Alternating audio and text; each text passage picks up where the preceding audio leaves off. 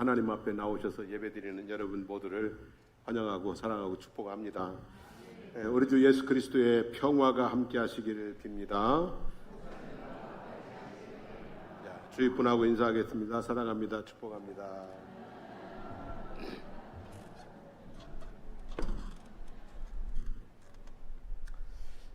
지난주에는 예수님께서 온몸에 나병 들린 사람을 불쌍히 여기사 어루만지시면서 깨끗하게 하신 이야기를 통해 은혜를 나누었습니다. 오늘은 사람들이 침상에 메고 온 중풍병자를 예수님께서 치료하시는 이야기를 통해서 은혜를 나누고자 합니다. 오늘 우리가 읽은 본문은 하루는 가르치실 때에 갈릴리의 각 마을과 유대와 예루살렘에서 온 바리새인과 율법 교사들이 앉았는데 라는 말씀으로 시작을 합니다. 예수님께서 사람들을 가르치시던 곳은 가버나움입니다. 가버나움이고요. 갈릴리는 이스라엘 북쪽의 변방 지역이고요. 유대는 남쪽 끝이고 그리고 예루살렘은 이스라엘의 수도입니다. 그러니까 예수님께 관심 있는 사람들이 전국에서 모여들었다는 것입니다. 그리고 베들레헴은 그 당시에 인구가 1,500명 정도를 수용하는 크지 않은 도시입니다. 그런데 전국에서 사람들이 모였으니까 얼마나 많이 모였는지를 우리가 상상을 해볼 수가 있죠. 마가복음에 보면 많은 사람들이 모여들어서 문 앞에조차도 들어설 자리가 없었다라고 기록을 하고 있습니다. 예수님 계신 곳에 문 앞에도 뚫고 들어갈 자리가 없었다는 거죠. 근데 그때 네 사람이 한 중풍병자를 침상에 메고 왔습니다. 한 사람 비집고 들어갈 틈도 없는데 침상을 메고 들어갈 방법이 없었습니다. 돌아가거나 아니면 예수님께서 가르치시기를 마치고 사람들이 다 돌아갈 때까지 기다리거나 할 수밖에 없는 상황이었습니다.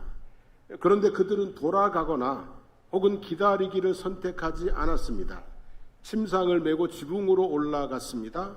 그리고 기와를 벗기고 병자를 침상째 예수님 앞에 달아 내렸습니다. 예수님께서 그들의 믿음을 보시고 이 중풍병자에게 이 사람아 내 죄 사함을 받았느니라고 말씀을 하십니다. 그리고 나중에 바리새인들을 교훈하신 후에 내가 내게 이르노니 일어나 내 침상을 가지고 집으로 가라 명하셨습니다. 예수님의 말씀에 침상에 들려온 사람의 몸이 풀리고 기력이 회복되어서 침상을 가지고 집으로 돌아가는 기적의 현장이 되었다는 이야기가 오늘 본문의 말씀입니다. 자, 본 사건의 중심이 되는 사람들은 누구일까요? 오늘 이 사건의 중심이 되는 사람들은 누구일까요? 갈릴리 각 마을에서 모여든 수많은 무리들 아닙니다.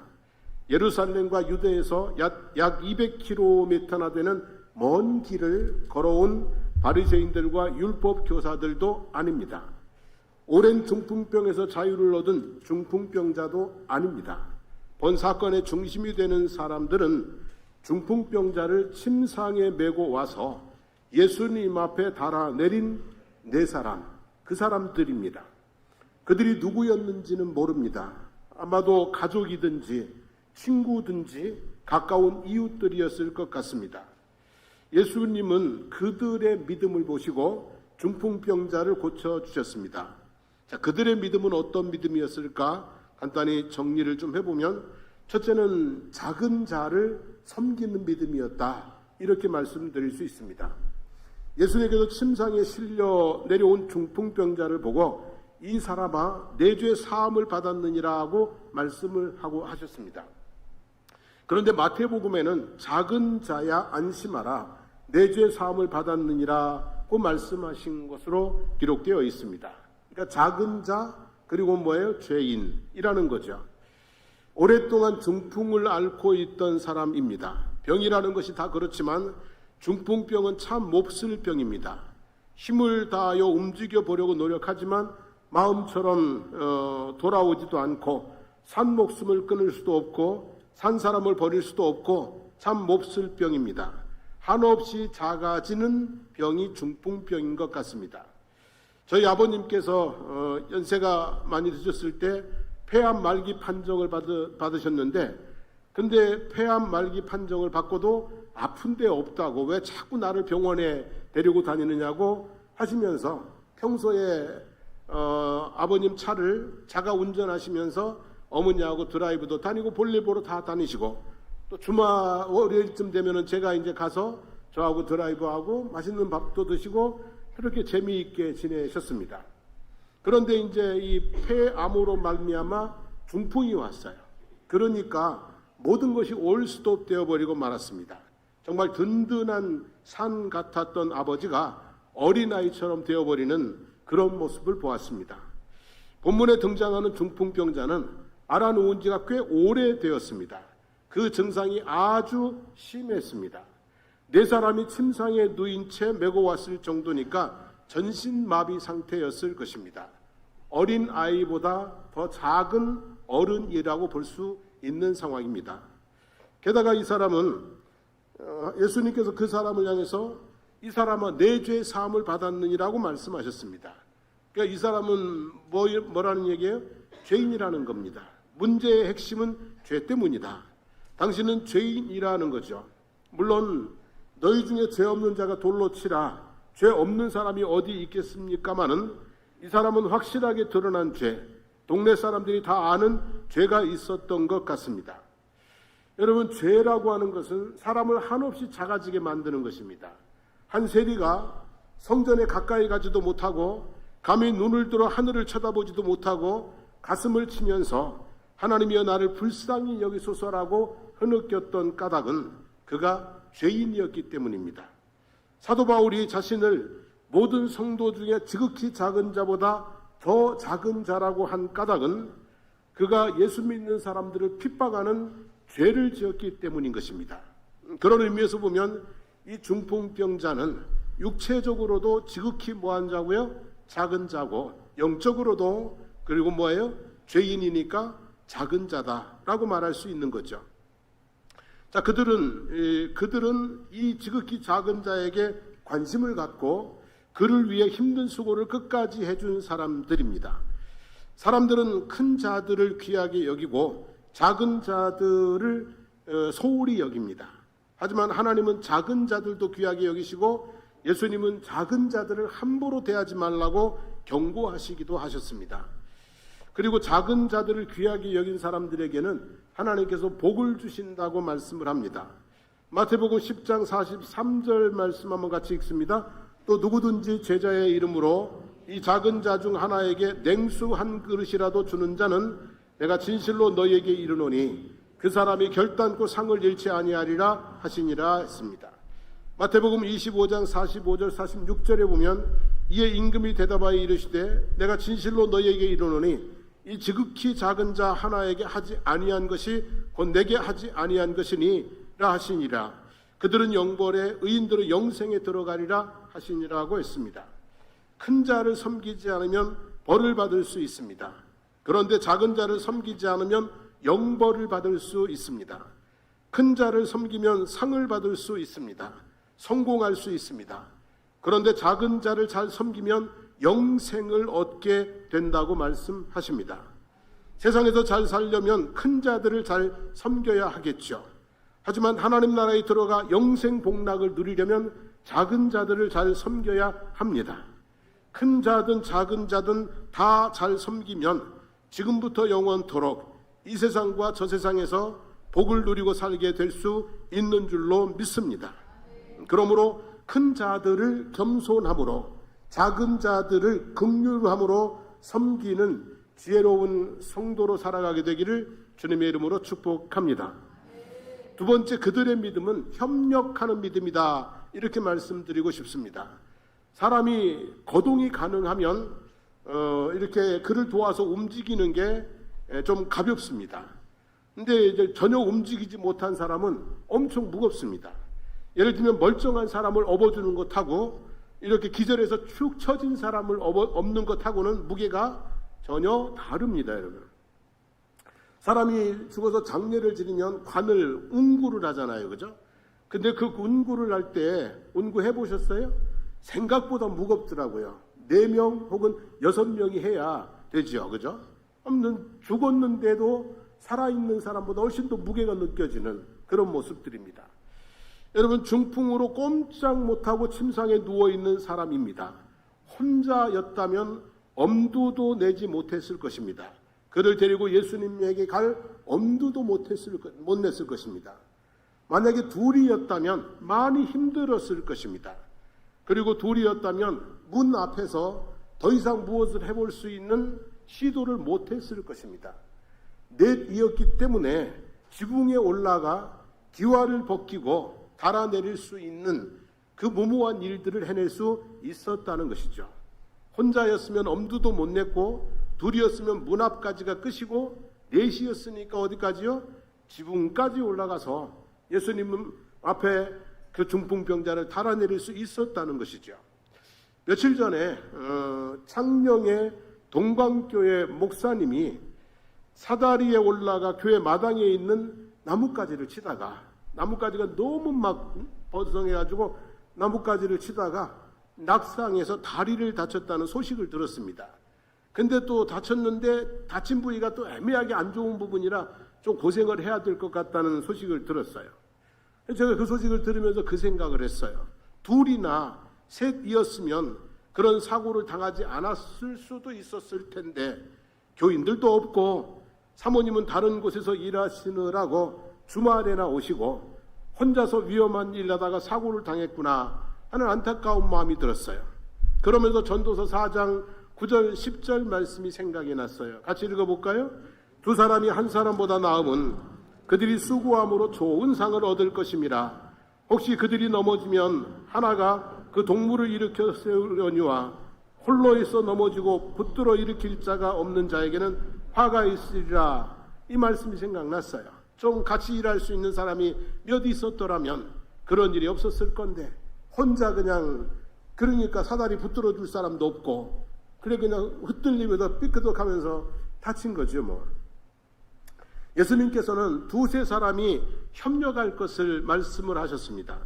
마태복음 18장 19절 20절 보면, 진실로 다시 너희에게 이르노니 너희 중에 두 사람이 땅에서 합심하여 무엇이든지 구하면 하늘에 계신 내 아버지께서 그들을 위하여 이루게 하시리라. 두세 사람이 내 이름으로 모인 곳에는 나도 그들 중에 있느니라 그랬습니다. 두세 사람이 함께하는 게 중요하다는 말씀이죠.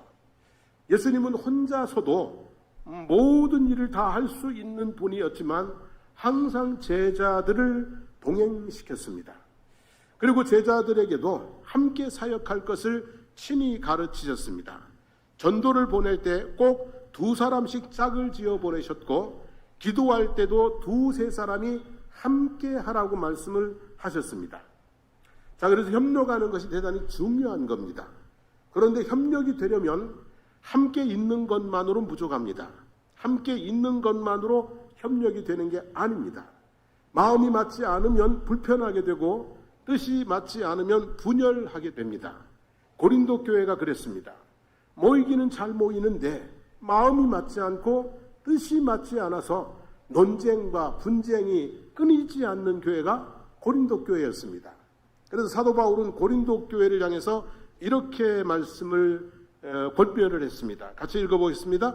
형제들아, 내가 우리 주 예수 그리스도의 이름으로 너희를 권하노니 모두가 같은 말을 하고 너희 가운데 분쟁이 없이 같은 마음과 같은 뜻으로 온전히 합하라고 했습니다.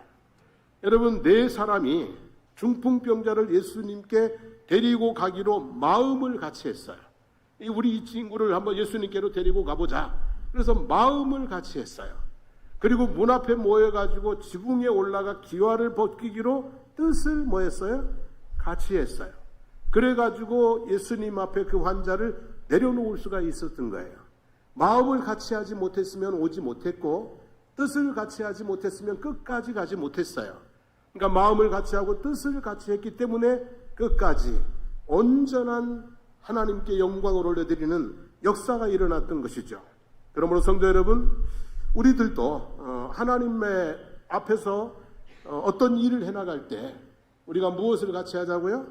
마음을 같이 하고 뜻을 같이 해서 협력해서 하나님의 역사를 만들어내는 우리의 모습이 되어지기를 소망합니다. 그죠? 교회 가운데 어려운 사람이 있다? 그러면 마음을 같이 하고 뜻을 같이 해서 내가 누군가를 꼭 전도하고 싶다? 마음을 같이 하고 뜻을 같이 해서 협력해서 돕는 손길로 또 구원의 손길로 우리가 쓰임받게 되기를 주님의 이름으로 축복합니다. 마지막 세 번째는 포기하지 않는 믿음입니다. 어떤 믿음이라고요? 포기하지 않는 믿음. 중풍을 앓은 지 오래된 사람입니다. 나을 가능성이 있습니까? 없습니까?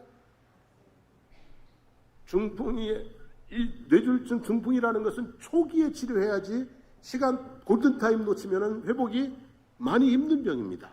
근데 이미 앓은 지가 오래됐는데 그래가지고 침상에 누워서 꼼짝도 못하는데 이 사람이 나을 가능성이 있습니까? 없습니까?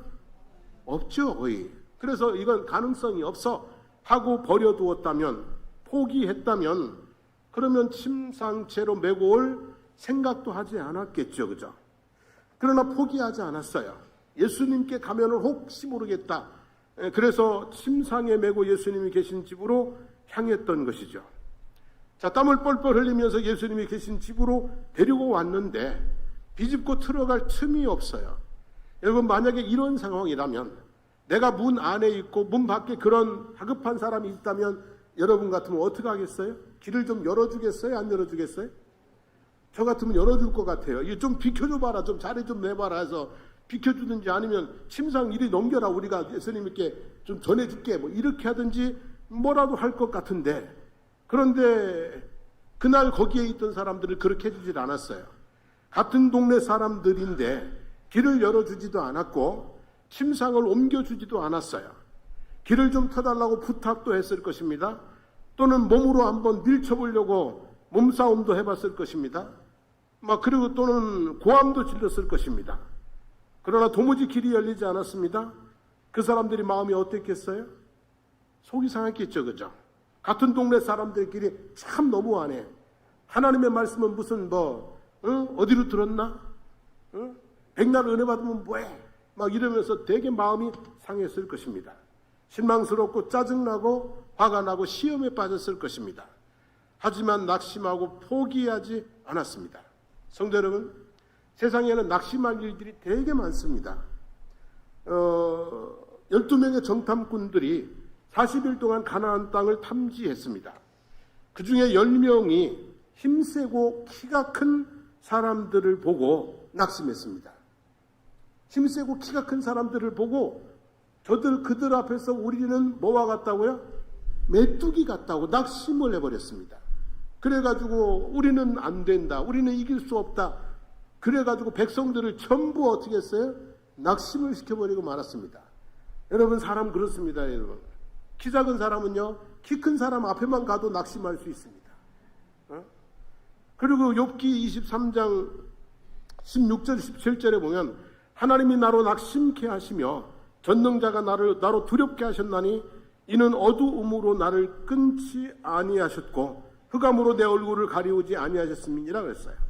지금 욥이 고난 가운데 빠졌어요. 고난을 당하니까 마음이 어떻게 된 거예요? 낙심한 거예요. 내가 태어나지 않았으면 좋았을 걸, 내가 태어난 날 죽었으면 좋았을 걸, 이러면서 마음이 낙심이 된 거예요. 여러분, 우리는 작은 고난에도 낙심하고 깊은 고난에서 마음을 지켜낼 수 있는 사람은 별로 없습니다, 여러분. 그리고 갈라디아서 6장 9절에 보면 우리가 선을 행하되 낙심하지 말지니 포기하지 아니하면 때가 이름에 거두리라고 그랬습니다. 선한 일을 하다가도 뭐 할 수 있다고요? 낙심할 수 있다는 거예요. 여러분, 우리는 이렇게 여러 가지 이유로 낙심할 수 있어요. 그러나 그들은 동네 사람들에게 실망했어요. 그러나 낙심하지 않았어요. 낙심하지 않으니까 포기하지 않고, 포기하지 않으니까 방법을 찾고, 방법을 찾으니까 길이 보였습니다. 그들의 눈에 들어온 것이 무엇이었어요? 지붕이었습니다. 침상을 달아내리려면 지붕을 얼마나 뜯어야 되겠습니까? 지금 그 당시 그 지붕은 우리가 생각하는 것하고 조금 달라요. 가능성이 있었다는 거죠, 어쨌든. 근데 쉬운 일은 아니에요. 침상을 달아내리려면 지붕을 얼마나 뜯어내야 되겠습니까? 기와를 몇 장이나 벗겨내야 되겠습니까? 쉽게 될 일은 아니에요. 얼마나 위험하고 얼마나 많은 책임이 따르겠습니까?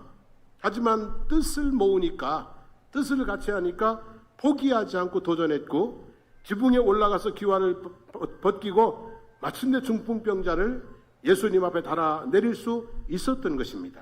무엇하지 않는 믿음이라고요? 포기하지 않는 믿음이라는 거죠. 여러분, 우리가 잘 아는 그 고 정주영 회장의 유명한 일화가 있지 않습니까? 19살 때 공사장에서 막노동을 하던 시절에 몸은 너무너무 고되고 힘든데 방바닥에서 누워 자려고 하니까 빈대가 와가지고 사정없이 막 피를 뜯어먹어서 도저히 잠을 잘 수가 없었대요. 그래가지고 식당에 가가지고 식당 테이블을 갖다 놓고 그 위에서 자니까 조금 괜찮더래요. 근데 조금 있으니까 빈대가 이 다리를 타고 올라와가지고 또 막 물어뜯더래잖아요.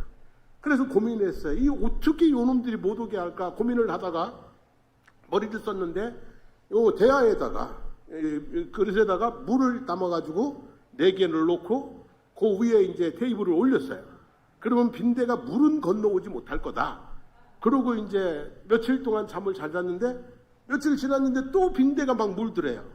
그래서 불을 겨우 가만히 봤대요. 빈대가 어디서 오는지. 그랬더니 빈대가 벽을 타고 올라가가지고 천정에서 위에서 공중 낙하를 해가지고 그래가지고 자기를 막 물더라는 거야. 그래가지고 정주영 회장이 그때 깨달았다잖아요. 이 빈대도 자기 목적을 위해서 저렇게 머리를 쓰고 죽을 힘을 다해 자신의 목적을 이루는데 사람이 포기해서는 안 된다. 그런 교훈을 얻었답니다. 그래서 여러분, 그죠? 그 하나의 교훈을 가지고 아무튼 포기하지 않는 그 집요함으로 지금의 현대의 그룹을 모은 거예요. 초석을 다져 놓은 것이죠. 여러분, 길은 찾으면 있어요, 없어요? 있습니다, 여러분. 있으면 따라가고 없으면 만들어가면 됩니다. 그래서 우리 그런 찬양이 있잖아요. 내가 걸어갈 때 길이 되고 내가 살아갈 때 삶이 되는 것입니다. 뭐 하지 않으면? 포기하지 않으면. 랜디 포시라는 분이 이런 얘기를 했어요. 절대 포기하지 마라. 장벽에 부딪히거든 그것은 나에게 절실함을 물어보는 장치에 불과하다는 것을 잊지 말라 그랬어요. 장애물에 부딪혔어요. 내가 정말 절실하게 원하는 것이라면 장애물을 뭐 한다고요? 거기서 포기하지 않고 넘어간다는 얘기죠. 여러분, 선한 일 하다가 장벽을 만날 때 얼마나 절실한가를 물어보십시오. 전도를 하다가 장벽을 만날 때 그 영혼이 얼마나 절실한가를 물어보십시오. 내가 어떤 꿈을 이루기 위해서 노력하다가 장애물을 만날 때 이 꿈이 내게 얼마나 절실한가를 물어보시고 그래서 포기하지 않고 끝까지 뭐 하시는 도전하는 삶이 되기를 축복합니다. 네 번째는요, 이 사람들의 믿음은 예수님에 대한 믿음이에요. 누구에 대한 믿음? 예수님에 대한 믿음. 이 네 사람이 많은 수고를 하고 남의 집 지붕 기와를 걷어내면서까지 중풍병자를 예수님 앞에 데려놓은 이유가 있어요. 왜 그렇게 해야 됐을까요? 그 이유는 단 한 가지예요. 자기들에게 없는 것이, 자기들이 할 수 없는 것을 누구는 할 수 있어요? 예수님은 할 수 있거든요. 그들에게는 긍휼의 마음은 있지만 병을 낫게 하는 능력은 없었어요. 그들에게는 도와줄 수는 있는데 한계가 있었어요. 일어나 걷게 할 수는 없었어요. 중풍병자의 인생을 조금 더 편안하게 해줄 수는 있지만 새롭게 해줄 수는 없었어요. 그런데 예수님에게는 병을 고치는 능력이 있었어요. 귀신을 쫓아내시는 권세도 있었어요. 바닷속을 꿰뚫어보는 눈도 있으셨고 나병 환자의 몸을 손을 내밀어 만져 고치시는 사랑도 있었어요. 그리고 예수님에게는 결정적으로 죄를 사하는 뭐예요? 권세가 있으셨어요. 자신들에게 없는 것이 누구에게 있었다고요? 예수님에게 있었어요. 자신들은 못하지만 예수님이라면 하실 수 있다는 예수님에 대한 믿음, 뭐가 있는 거예요? 믿음이 있는 거예요. 우리는 넷이 뭉쳐도 안 되지만 예수님은 한 분이라도 된다. 우리는 죽을 힘을 다해도 안 되지만 예수님은 말씀 한마디면 뭐한다? 된다. 예수님에 대한 뭘 가졌다고요? 믿음을 가졌어요. 그 믿음 때문에 그들이 지붕에 올라가서 기와를 벗기면서까지 중풍병 환자를 예수님에게 내려놓을 수 있었던 거예요. 믿음이 없었다면 집에서 출발도 안 했을 거예요. 믿음이 없었다면 지붕을 뜯어내는 일까지는 하지는 않았을 거예요. 다 뭐가 있어서 그렇다고요? 믿음이 있어서. 예수님에 대한 믿음이 있어서라고 하는 거죠. 여러분, 우리들도 마찬가지 아닐까요? 내 힘으로 해줄 수 있는 것이 어디까지일까요? 언제까지일까요? 뭐 그런 거잖아요. 예를 들면 뭐 안녕히 가세요 하지만 눈동자처럼 지켜줄 수는 없잖아요. 안녕히 가세요, 잘 있어요, 잘 가세요 하는데 내가 눈동자처럼 지켜줄 수는 없잖아요. 먹여주고 입혀주는 것은 하지만 건강과 생명을 지켜줄 수는 없잖아요. 몸을 씻겨줄 수는 있지만 죄를 씻겨줄 수는 없잖아요. 도움을 줄 수는 있지만 구원해낼 수는 없잖아요. 그리고 아무리 완벽하게 내가 한다고 해도 언제까지 할 수 있어요? 내가 죽든 네가 죽든 하나가 죽으면 끝나는 거잖아요. 여러분, 내가 할 수 있는 일이 있어요. 근데 나보다 더 잘할 수 있는 분이 누구세요? 예수님이에요. 내가 할 수 없는 일이 있어요. 근데 그 일도 해주실 수 있는 분이 누구예요? 예수님이에요. 이 땅에 생사화복을 주장하시고 영생을 주시는 분이 누구예요? 천지만물을 창조하신 천지만물의 주인이신 하나님이에요. 그리고 이 하나님께 가는 길이 누구예요? 예수님이에요. 요한복음 14장 6절 같이 읽습니다. 내가 곧 길이요 진리요 생명이니 나로 말미암지 않고는 아버지께로 올 자가 없느니라 그랬어요. 생사화복을 주관하시는 하나님, 우리에게 하나님의 은혜와 복을 내려주시는 하나님, 그 하나님 앞에 갈 수 있는 길이 누구밖에 없다고요? 예수님. 그러므로 우리는 우리의 있는 힘을 다하여 누구에게로 데리고 와야 돼? 예수님에게로 데리고 와야 되는 줄로 믿습니다. 우리 가족들에게 행할 수 있는 최고의 사랑은 그들을 예수님 앞에 데리고 오는 거예요.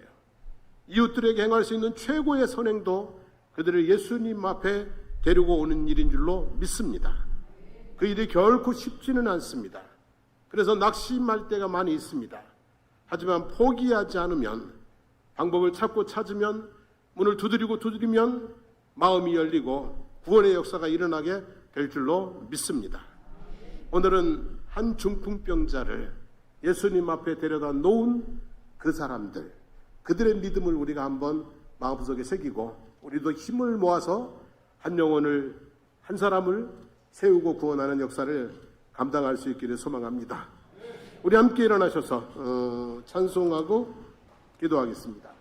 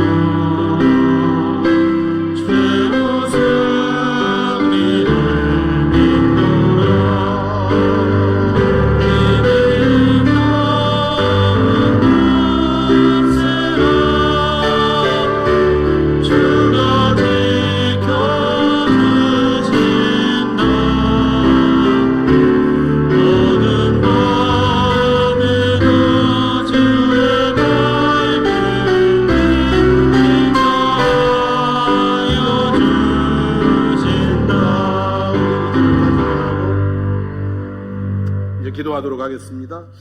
오늘 우리 주신 말씀 마음속에 새겨보기를 원합니다.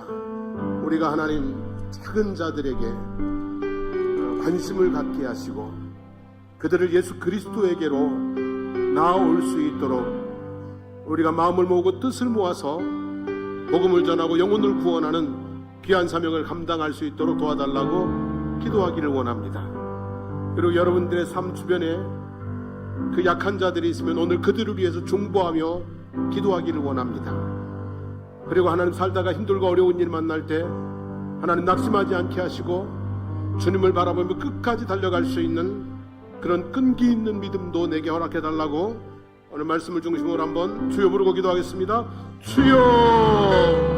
살아계신 우리 하나님 아버지 고맙습니다. 감사합니다. 찬양합니다.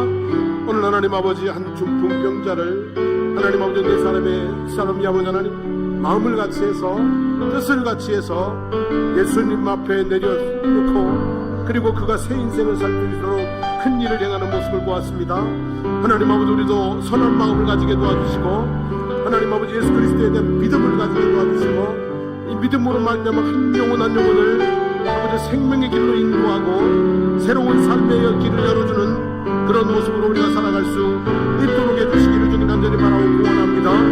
하나님 아버지 우리가 살다가 하나님 아버지 어떤 일이 생길 때 하나님 우리의 마음이 낙심될 때 우리가 하나님 아버지 모든 것을 하나님 포기하고 싶은 그런 순간이 올 때라도 하나님 아버지 우리가 예수 그리스도를 믿음으로 말미암아 하나님의 선하시고 아름다운 뜻을 확신함으로 말미암아 하나님 아버지 포기하지 않고 끝까지 하나님 아버지 믿음을 지키고 사명을 감당하고 꿈을 이루어가는 저희들의 삶의 모습이 될 수 있도록 은혜를 베풀어 주시기를 주님 간절히 바라고 구원합니다. 우리 모든 성도들이 하나님 악한 자들이 아니라 믿음 없는 자들이 아니라 하나님 말씀 안에서 나가고 믿음 안에서 아버지 하나님 힘있고 하나님 아버지 사모함으로 말미암아 아버지 하나님여 끝내 아버지 하나님 열정 아버지 하나님 꿈을 이루어내는 삶이 되도록 축복하여 주시옵소서. 하나님 아버지 오늘 그들의 믿음을 보시고 한 중풍병자를 주님께서 치료하시고 구원하셨습니다. 하나님 오늘 우리의 믿음을 따라서 어떤 한 사람이 치료받고 구원받고 새 인생 살아가는 그런 모습도 있기를 원합니다. 아버지 그들이 하나님 아버지 작은 자에게 관심을 갖고 협력하고 포기하지 않고 끝내 주님 앞에 내려놓았던 것처럼 하나님 우리들도 협력해서 하나님 아버지 한 영혼 한 영혼을 주님 앞에 내려놓을 수 있는 그런 우리 장승복교의 공동체가 되도록 축복해 주시기를 원합니다. 그리고 우리 가운데 힘들고 어렵고 고통당하는 자들이 있을 때 우리가 그들을 모른 채 하지 않게 하시고 그들을 사랑함으로 그들을 아버지 하나님 정말 사랑함으로 생명의 길로 인도하고 돕는 역사를 감당해내는 저희 공동체가 되도록 은혜를 베풀어 주시기를 주님 간절히 간구드리옵나이다. 하나님 우리 모든 성도들이 이제 아버지 자신의 꿈을 갖고 살게 하시고 그 꿈을 아버지 하나님 포기하지 않고 믿음으로 기도로 인내로 이루어가는 삶들이 되도록 은혜 베푸시고 복 주시기를 간절히 간구드리옵나이다. 이제는 우리 주 예수 그리스도의 한없는 은혜와 하나님 우리 아버지 영원 무궁하신 사랑하심과 성령님의 감화감동 충만 교통케 하시는 역사가 한 중풍병자를 주님 앞으로 이끌었던 그들처럼 한 영혼 한 영혼을 주님께로 인도하기를 마음에 다짐해보는 사랑하는 성도들 머리머리 위에 삶의 모든 여정과 하는 일들 가운데 우리 사랑하는 장승부 교회와 거제 지역과 나라와 민족 위에 이제부터 영원토록 함께 하시기를 간절히 축원하옵나이다. 아멘.